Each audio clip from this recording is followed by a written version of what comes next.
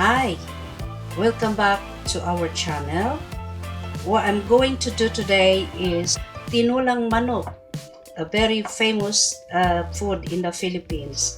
So I'm going to introduce to you the ingredients. Here is the butter, ginger, garlic, and the onion, and the sayote,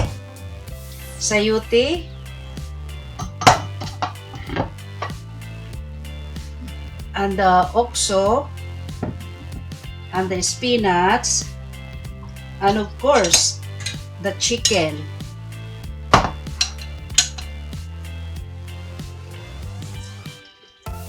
Now I put already an oil and the butter to melt into the pan. And next is I will put first the onion.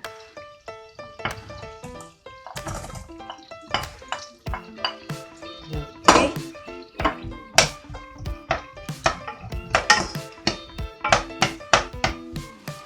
After the onion it's a little bit brown, then I can put the garlic and the ginger.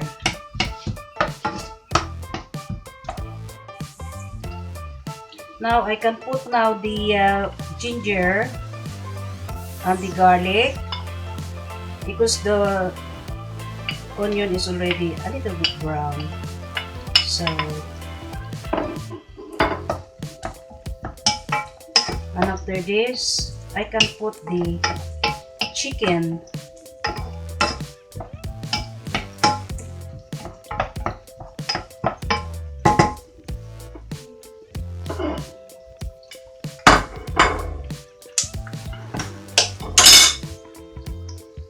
Okay.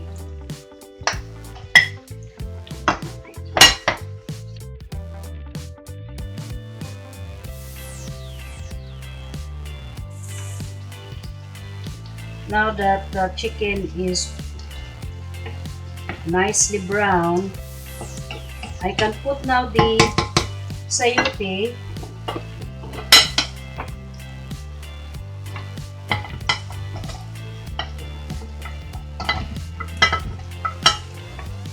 Smells good.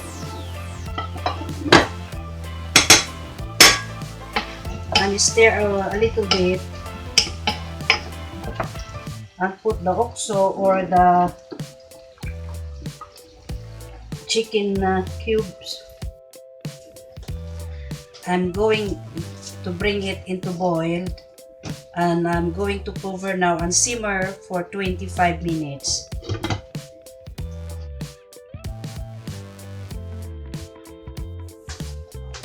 The last ingredient is spinach. I can put it now because we don't have the malunggay here. So alternative is to put the spinach. But the spinach is okay, very nice.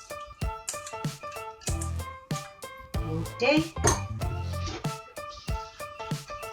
And it's nice to eat when it's still warm. Okay, cover it for a while.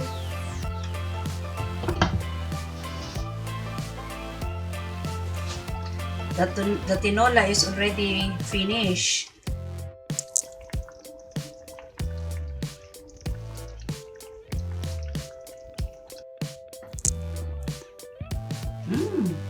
Looks appetizing. Imelda's tinola.